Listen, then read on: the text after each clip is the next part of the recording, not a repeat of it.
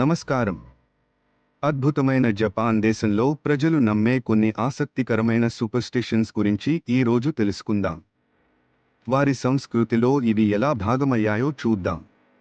జపాన్లో 4వ నంబర్ని దురదృష్టకరంగా భావిస్తారు.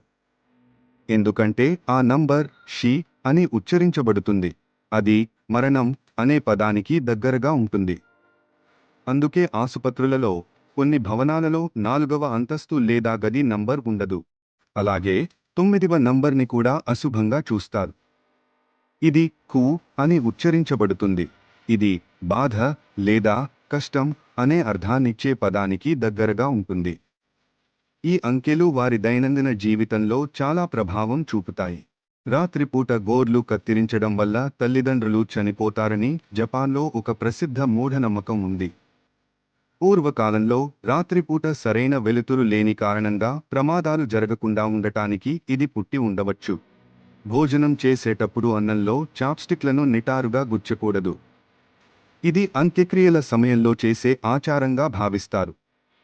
అలాగే చాప్స్టిక్లతో ఇతరులకు ఆహారాన్ని అందించడం కూడా చేయకూడదు.